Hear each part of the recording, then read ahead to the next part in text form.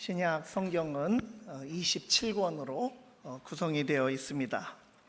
예수님의 십자가 죽으심과 부활, 승천 후 성령 강림으로 초대교회가 세워진 것이 30년경, 1930년도 아니고 2000년 전에 그냥 30년경인데, 그렇게 초대교회가 세워지고 약 20년 뒤에 50년경에 바울 사도에 의해서 첫 번째 책인 데살로니가 전서가 쓰여지고, 그것을 시작점으로 1세기 말에 이르기까지 약 반세기 동안 27권의 신약 성경의 책들이 모두 쓰여졌습니다.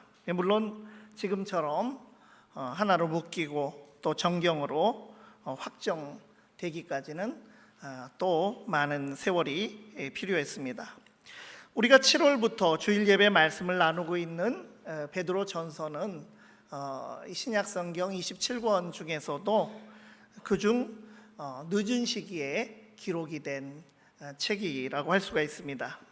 성령의 역사로 복음이 유럽과 또 아시아 각처에 퍼져서 교회들이 곳곳에 세워지면서 세상 문화와 충돌이 일어나고, 또 교회가 배척과 박해를 당하고, 또 거기 속한 구성원들이 많은 심적 갈등으로 흔들리던 그런 시기에 베드로전서가 기록이 되어서 교회들에서 회람되고 또 읽히고 있었던 것입니다. 하나님께서는 베드로 사도와 베드로의 신앙적 유산을 계승한 그런 공동체들을 통해서 베드로전서를 쓰고 전하게 하셔서 곳곳에 흩어져서 살아가는, 또 흔들리고 있는 그 교회들에게 교회가 무엇이고 또 어떤 사명을 위해 부르심을 받았는지 교훈하면서 격려하고 있습니다. 2000년이나 오랜 세월이 지났어도 오늘 우리가 몸담고 있는, 우리가 섬기는 교회도 세상 속에서 이 시대에 우리에게 있는 그런 도전에 흔들리고 있기 때문에 베드로전서가 가르쳐주는 세상과 구별된 교회의 교회됨과 그 거룩한 사명이 무엇인지 귀 기울일 필요가 있다고 하는 것입니다.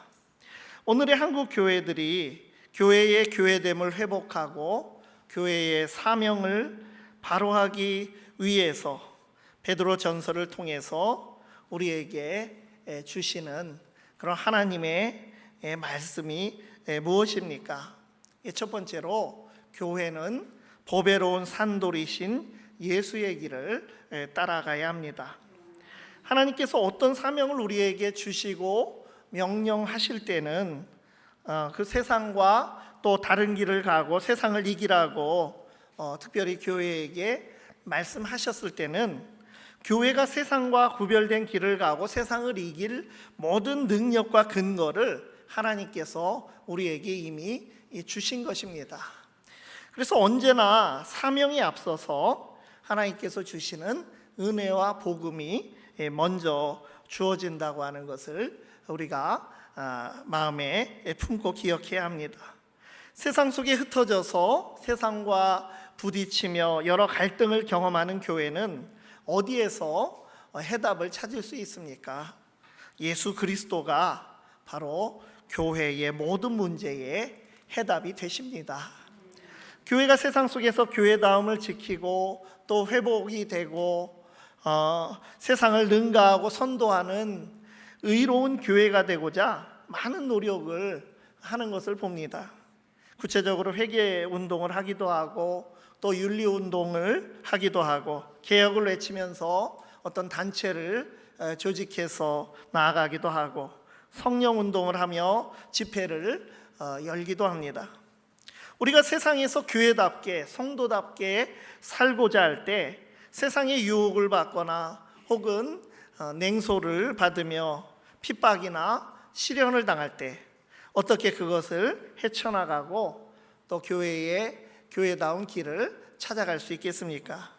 베드로 사도는 세상 속에서 갈등하고 고난받는 교회들에게 예수 그리스도께 나아가라고 그 해답을 제시하고 있는 것입니다. 4절 말씀입니다. 사람에게는 버림바가 되었으나 하나님께는 택하심을 입은 보배로운 산돌이신 예수께 나아가. 예수께 나아가는 것이 해답이라는 것입니다. 예수를 바라보아야 합니다. 산 소망이신 예수님, 하나님의 살아있는 말씀으로 세상에 임하신 예수님께 나아가야 하는 것입니다.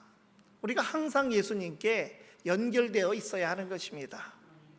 예수님은 어떤 분이십니까? 오늘 이 말씀은 우리에게 이렇게 증언하고 있습니다. 사람들에게 쓸모없다고 버림받으셨으나 하나님께는 택하심을 받은 보배로운 산돌이십니다. 오늘 말씀 속에는 이 돌이라고 하는 것을 키워드로 해서 돌을 비유로 예수님의 은혜와 세상을 이기고 걸어가신 그분의 길을 우리에게 설명해 주고 있습니다. 세상과 악한 자들과 믿지 않는 자들에게는 버림받은 채석장에서 혹은 건축자들이 그 재료를 찾을 때 버려진 그런 돌처럼 되었으나 보배로운 모퉁이 돌이 되고 그 모퉁이의 머릿돌이 되신 것이 바로 예수님이다라고 우리에게 증언해 주고 있습니다.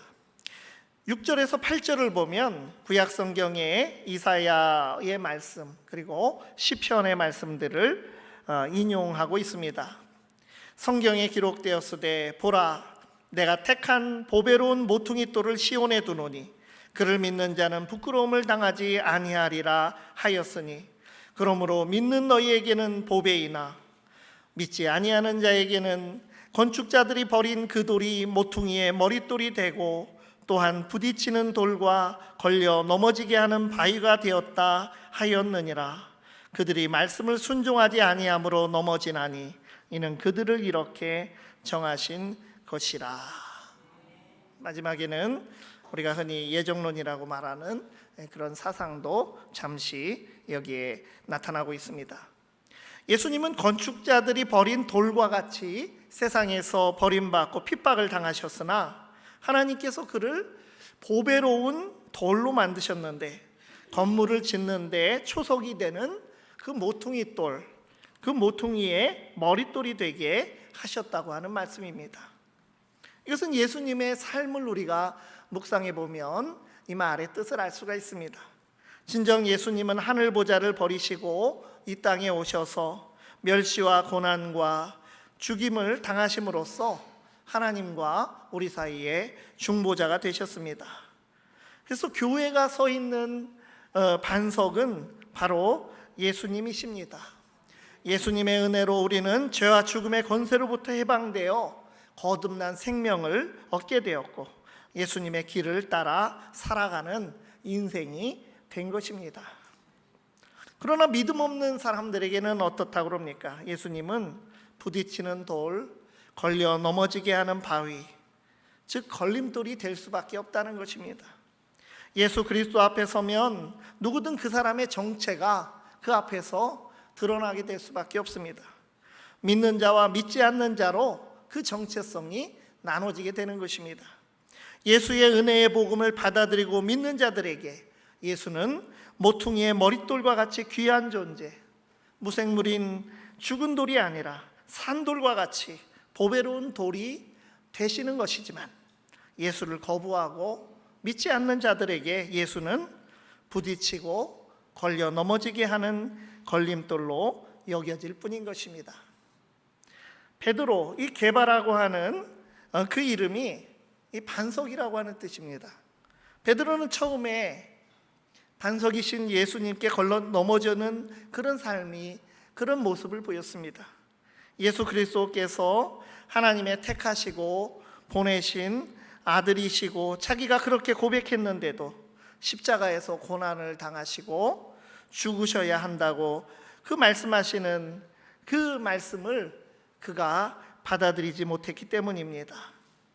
하지만 베드로의 그 인생을 우리가 알고 있습니다. 결국 교회의 참된 반석이신 예수님을 굳게 믿고 그 반석 위에 굳게 선 그 이름처럼 반석 같은 사도가 되었습니다. 어린아이와 어른의 차이가 무엇입니까? 자신이 누구인지 그 정체성을 분명히 알고 있느냐에 따라서 어른과 아이가 갈리게 됩니다. 사춘기의 아이들은 아직 정체성이 혼란스럽기 때문에 흔들리고 있는 것입니다. 예수를 바로 알고 하나님을 아는 지식을 가진 자가 지혜자이고 성숙한 자이고 장성한 어른입니다. 믿지 않는 사람들이 살아가는 불완전한 세상의 가치관과 교회가 가진 예수님의 복음, 이것은 필연적으로 갈등을 일으킬 수밖에 없습니다. 그럼에도 성숙한 교회라면 흔들림 없이 예수 그리스도께 나아가서 그분의 길을 따라가게 되는 것입니다. 모퉁이의 머릿돌이 되신 예수님, 보배로운 산돌이신 그런 교회의 반석이시며 우리의 중보자가 되신 예수에게서 우리가 해답을 찾고 그분의 길로 날마다 결단하며 따르는 교회와 성도들이 될 수 있기를 바랍니다. 두 번째로, 교회는 산돌같이 신령한 집으로 세워져야 합니다. 5절 상반절 말씀을 읽습니다. 너희도 산돌같이 신령한 집으로 세워지고.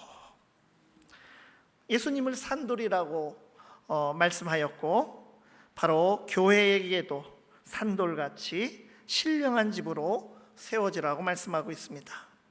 벌어진 돌처럼 핍박을 받으셨으나 기어코 십자가에 죽기까지 사명을 감당하시고 부활 승리하셔서 거룩한 교회의 초석, 모퉁이의 머릿돌이 되어서 보배로운 산돌같이 귀하게 쓰임받으신 예수 그리스도처럼 교회와 성도도 신령한 집으로, 거룩한 교회로, 성령이 이끄는 교회로 세워져 가야 합니다. 이 신령한 집이라고 하는 말, 이 오이코스 푸뉴마티코스, 헬라어로는 이렇게 말을 합니다. 똑같은 말인데도 고린도전서 3장 16절에는 성령의 전이라고 이렇게 번역을 했습니다. 고린도전서 3장 16절 말씀에 너희는 너희가 하나님의 성전인 것과 하나님의 성령이 너희 안에 계시는 것을 알지 못하느냐. 예수 그리스도는 산돌이 되시고 반석이 되시고 성도들은 그 위에 세워져가는 성령의 전, 신령한 집이 되는 것입니다. 성도들은 산돌이신 예수 그리스도를 기초로 세워지는 살아있는 성전이다. 교회가 바로 살아있는 성전이라는 것입니다. 성전의 그 핵심이 무엇입니까? 하나님의 임재입니다. 그리스도께서 반석 같은 기초가 되는 살아있는 성도들의 공동체인 교회는 하나님의 성전이고 성령의 전인 것입니다. 우리가 이 자리에 모이면 그렇고, 또한 우리가 흩어져도 우리는 하나님의 집이고 신령한 집이고 성령의 전인 것입니다. 예수님께서는 당신 자신을 성전이라고 말씀하셨습니다. 당시 예루살렘에 있던 그 타락하고 부패한 성전, 그들의 상을 둘러엎으시고 그 예언자적 행동을 하시고 그 성전 건물을 가리키며 예수님 당신이 그 성전을 무너뜨리시고 사흘 만에 다시 세우실 것이라고 예언의 말씀을 하셨습니다. 요한복음 2장 19절 21절 말씀을 읽습니다. 예수께서 대답하여 이르시되 너희가 이 성전을 헐라 내가 사흘 동안에 일으키리라. 그러나 예수는 성전된 자기 육체를 가리켜 말씀하신 것이라. 예루살렘 성전을 대신할 살아있는 성전, 새로운 성전, 살아있는 반석은 바로 예수님이셨던 것입니다.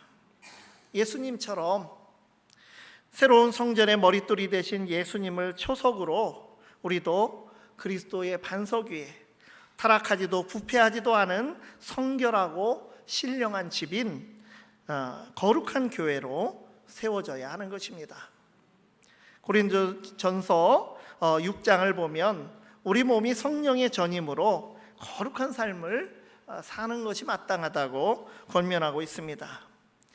고린도전서 6장 19절 말씀에 너희 몸은 너희가 하나님께로부터 받은 바 너희 가운데 계신 성령의 전인 줄을 알지 못하느냐. 너희는 너희 자신의 것이 아니라.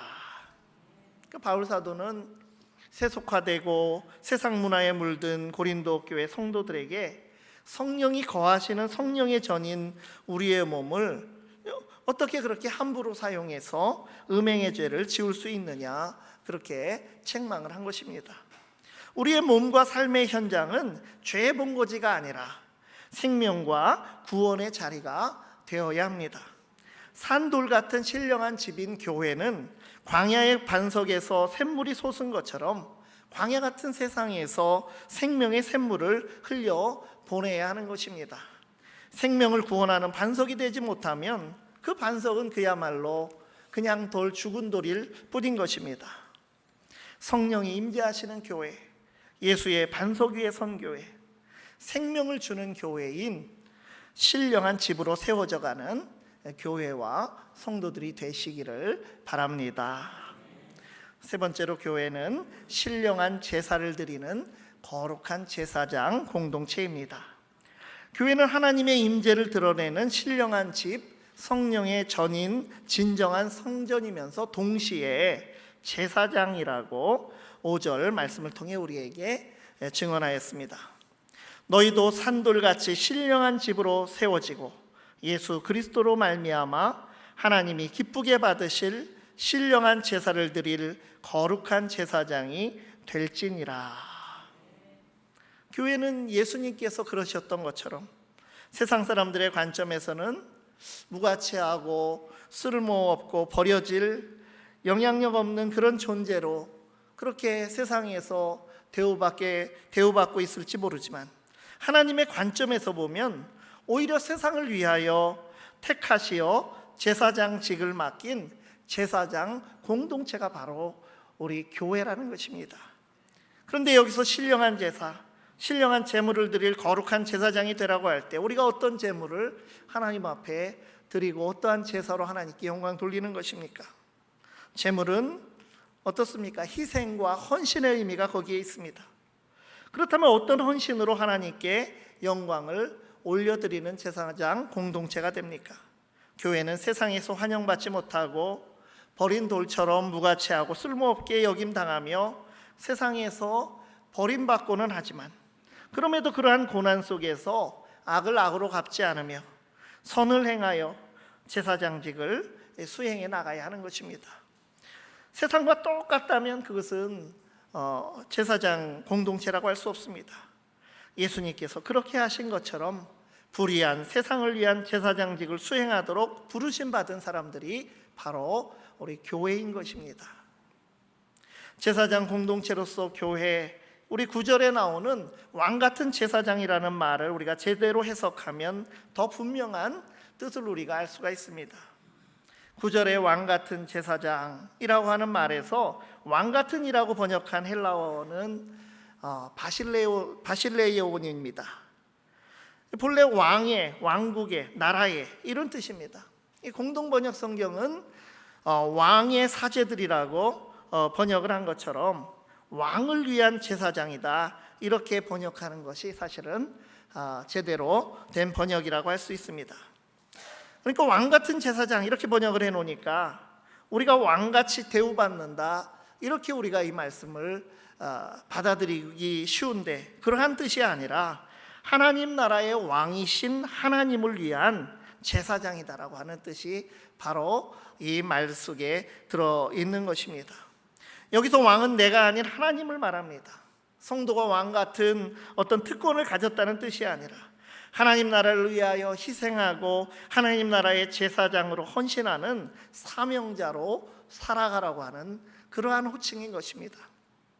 하나님께서 불의한 자들, 부패하고 더럽고 허무한 것에 종노릇하는 그 세상 사람들을 우리의 어깨, 우리의 책임 위에 얹어 놓으셨기 때문에 거룩한 제사장으로서 교회는 어깨가, 그 책임이 무거울 수밖에 없습니다. 우리의 왕이신 하나님을 위해 섬기는 제사장으로 교회는 존재합니다.